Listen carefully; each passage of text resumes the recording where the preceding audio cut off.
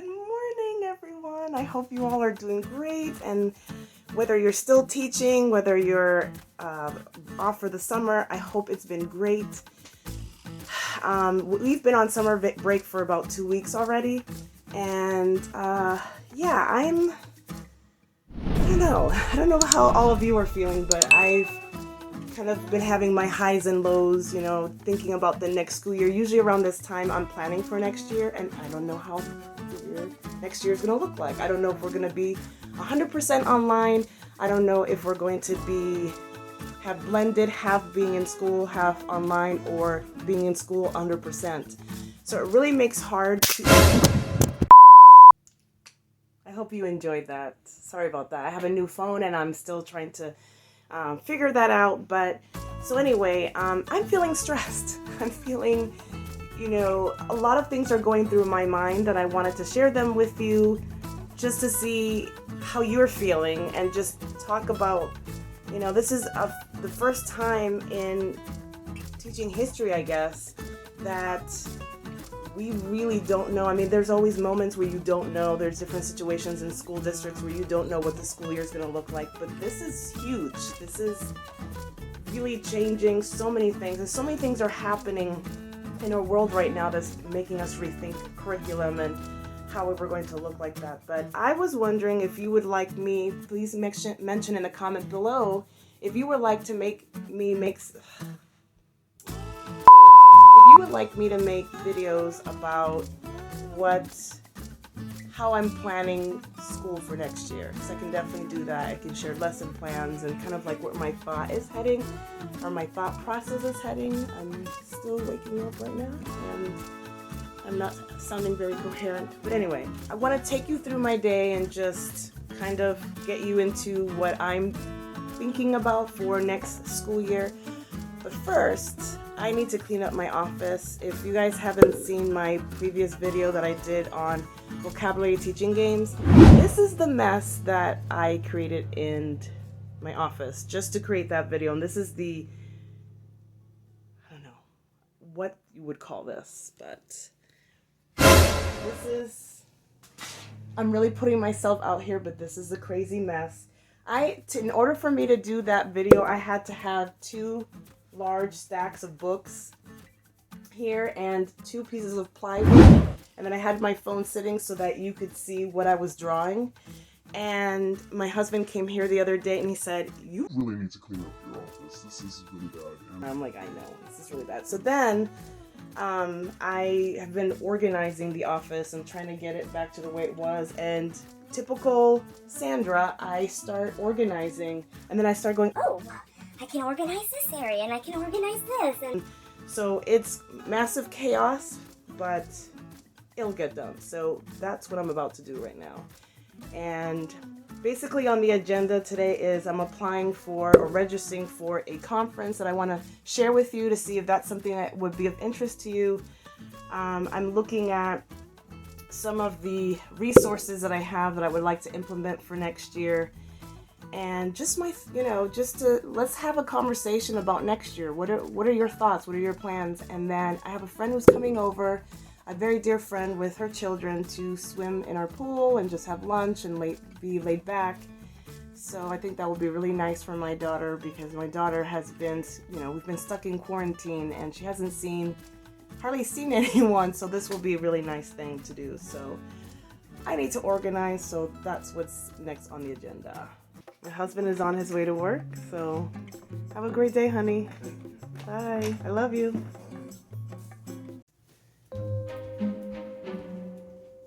Where are you, Miley? Where are you? So our dog Miley her favorite thing is to get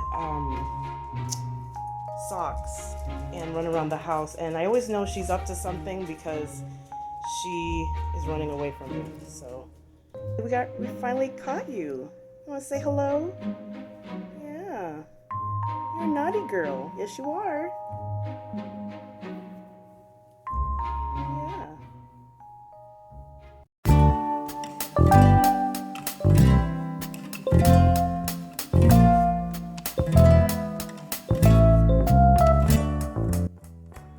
All right. Well, mission accomplished. I was able to clear everything out of the way, and everything is a lot more organized. Oh my goodness, that pretty much took me 2 hours. So I just got off the phone with one of my students who is very apprehensive. For those of you who don't know, I teach 8th grade, and I had the most wonderful students that a teacher could ever ask for, and made wonderful connections and relationships with my students. And this happens every year, and it breaks my heart. But I have students who tell me that, are you going to be my teacher next year? And obviously I'm not, because I'll be teaching 8th grade and they're going on to the high school, and it breaks my heart because every year they're just so upset and sad. But this is the first year. I've had this happen before, but then they changed their mind. But this is the first year where I have a student now in 8th grade who's already thinking about dropping out. And so I'm curious what you do when you have students, if you've had students who are thinking about dropping out of school. I'm very fortunate that we have a great support system in our school district, so I immediately hopped on email and emailed one of the teachers that teaches at the high school and let them know about the student and how he's feeling. And it's something that I think one of the things I would love to do is to create some kind of summer program for our students so that they are busy doing something, or to bridge that gap for our students who speak another language.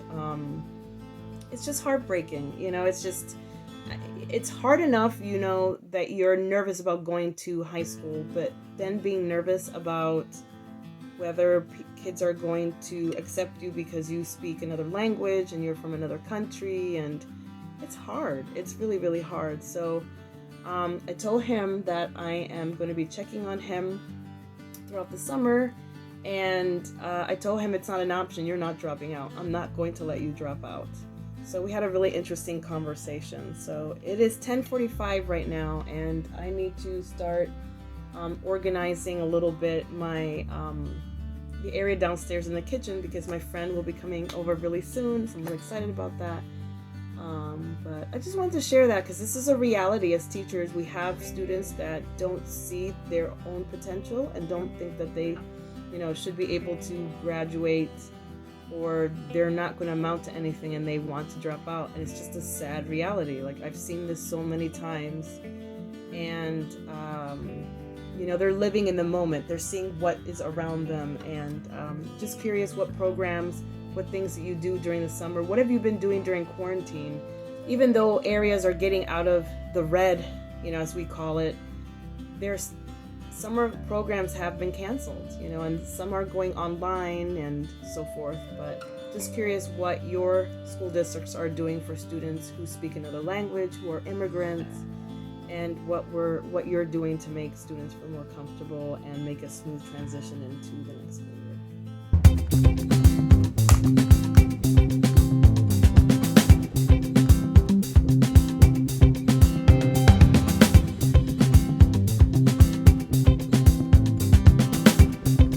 So I am working on lunch, just having a simple little spread here, just to have something to eat while we dip in the pool.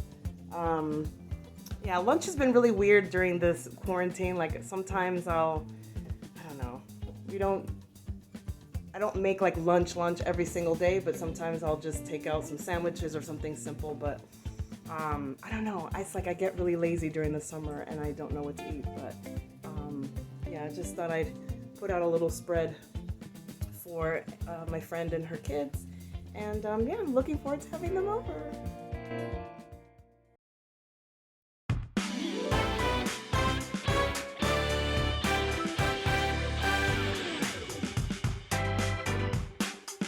When the night is so young and the day is so old, let the good times roll.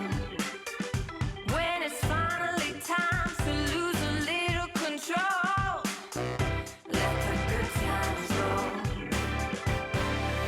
You're due to check your blues, put on your dancing moves. No time to waste. Oh, ready, set, and go. Yay, fire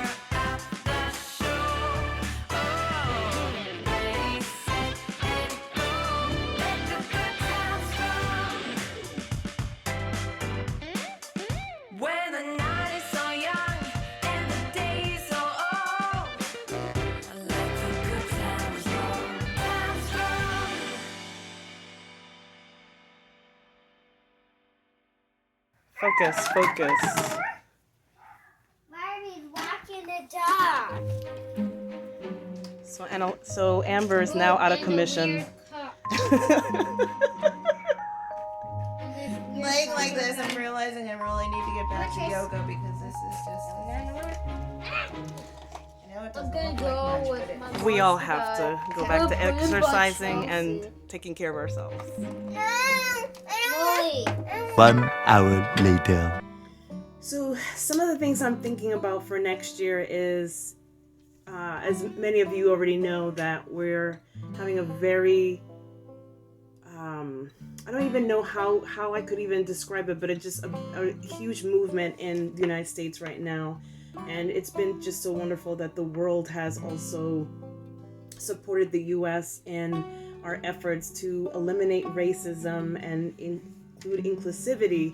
And it's challenged me to think about how I teach my students and how I make sure that my curriculum is anti-bias. And I tend to usually make sure that I do that. But, you know, sometimes when you're trying to teach and you're going through the curriculum, you tend to forget about, and you're thinking about the standards, and sometimes you forget to be intentional about certain things. But there is a conference that's coming up that I wanted to share with you that I thought some of you might be interested in, and it's called the Be About It Conference. And I'm super excited. I'm going to show you the computer so that you can see like what it looks like. So it is a virtual conference, and it is going to take place June 30th. Actually, it's going to start June 29th and it ends June 30th. And it's basically a bunch of different workshops that talk about unpacking white privilege, bias, and making sure that you have an anti-racist instruction. Here is the workshop. They have amazing, incredible speakers. They have some about mindful discomfort, pushing through to a new you, the root cause of white privilege, immunity, and complicity. I mean, there's so many different topics from different perspectives of panelists who are educators or CEOs, principals, and just coming from different perspectives on the history of the United States and how the curriculum has not always really reflected the truth and what our students really need to hear. So I'm going to link it in the description below. I wish I had made this vlog earlier so you guys would have known about it, but the good thing about it is that it will be available to replay after the conference has taken place. So one of the things that my co-teacher and I have been talking about, as I mentioned, for those of you who don't know me, I'm an ELD specialist. I teach 8th grade, and I teach half the time just ESL students, and I help them in an intervention section certain days of the week, and then the other days I am in an ELA classroom, providing support and co-teaching with an ELA teacher. And we have really been talking about this year about really making sure that the voices of our students are heard, that the curriculum mirrors themselves, and that they can see themselves in the literature, and there's opportunities for them to express themselves in ways that they feel most capable of, whether it's rap or storytelling or even filming different perspectives. So I just wanted to challenge you that while you're looking at your curriculum during this summer, think about how you can incorporate more of student voice and empowering them during this time in our world, because honestly what's happening right now affects everyone. But one of the things I want to thank someone that I follow on on Instagram, and I can't think of her name right now, Emily Francis, that's her name. And she had recommended this book, that We Are Not From Here, and I have been reading it, and it's super powerful, and it follows the life of student immigrants coming from a different country. And even though I can identify, however, I don't know what it's like to be coming from a country where you have to escape injustices, and it's life or death. And people have to cross the border to come into the United States. Like I can't relate to that because I don't have that experience, but I do empathize. But I really wanted to take the time to learn more about my students' stories. So I really highly recommend this. It's called We Are Not From Here. I will link it in the description below as well. And I also wanted to show you this. Here's something that I'm really excited about. There is a publishing company that is in Philadelphia that has a magazine that is written by youth, that is run by youth. My friend oversees it. Her name is Janae Chiswick. However, she really helps the students understand and learn about the process of running a journal, publishing company, and it's basically to empower students to share their stories. And what I love about the magazine is that it's written in Spanish and English.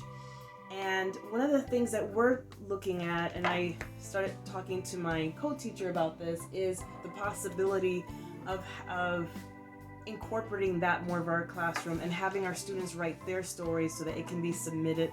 Because oftentimes I think our students, when they write something or they share something, they think, oh, it's just going to stay within the four walls of my school and that's it. No one's going to hear about it. But I think it's really important to give our students a platform to really express themselves. And I'm just so fortunate that things like this is available to me. But this is available in Pennsylvania if you're interested.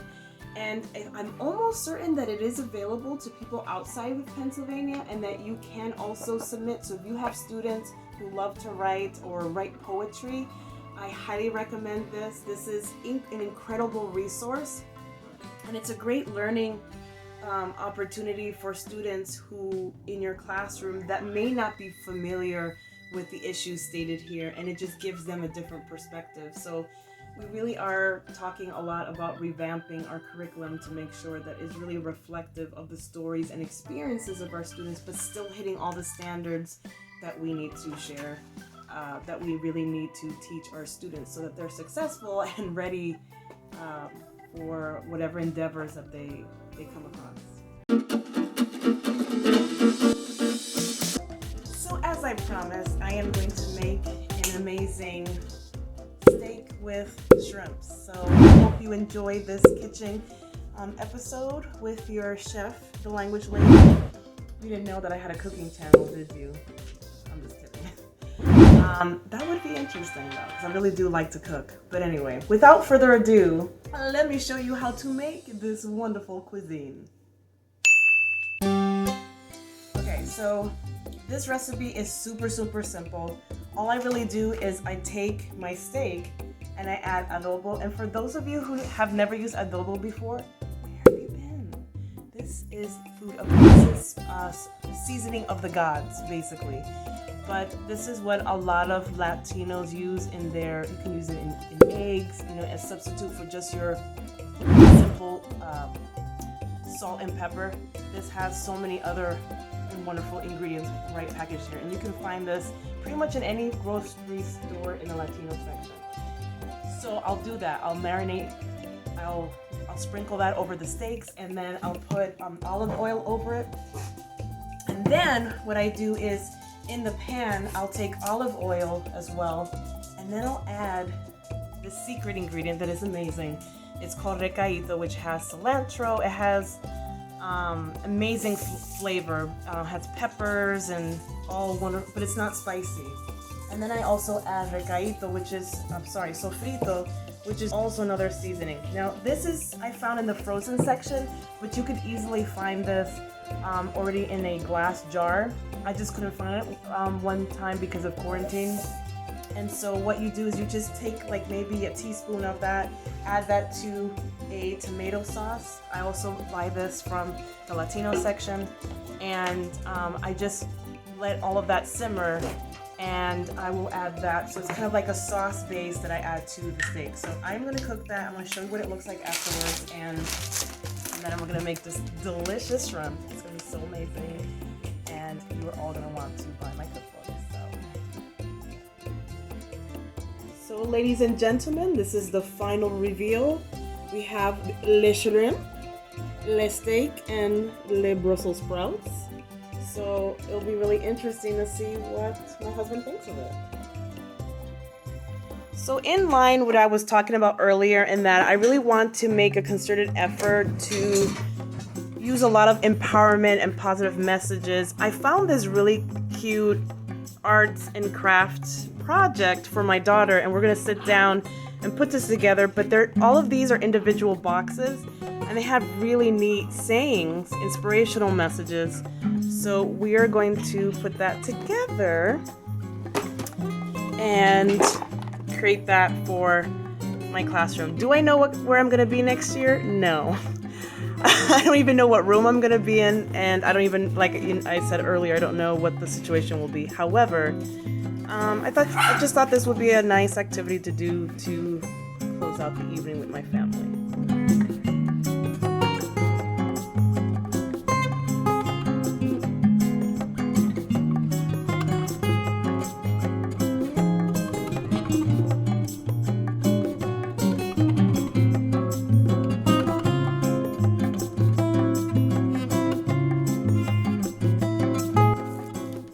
So I stand corrected. All the designs are pretty different. Some of them are, you take the box and you put it this way, and then they're not stickers, they're actually just mini posters, and you cut them out and then you tape it onto here. So some are supposed to appear here, some appear inside. So my daughter and I are just following this design. So this is what the final project is going to look like, and I just think that's such a neat idea. So my daughter has conveniently disappeared. She went upstairs with the dog, and then now she just hasn't come back. But we did finish a couple. She was working on this one, which was really cute. But what's really nice, I like, is that each box is so different. Like some of them, instead of opposed to putting something inside, you put it outside, and then you decorate the box this way. Then there's some that look like this. I mean, they're all so different. And then you have this one. They're all from different directions. And then essentially what ends up happening is that you tape them all together in some kind of collage, and then you can it kind of becomes like a 3D thing that you hang up. So I'm really excited. So it's getting close to my bedtime. I'm getting really tired, so I think I'm going to close the vlog for today. But I really hope that you enjoyed it, and if you like this type of content and want to see more in the future, just make sure to hit like and subscribe. Oh, and by the way, Rick loved the meal. It was delicious. We all enjoyed it, and I'll definitely be making it again. I'll see you next week. Bye.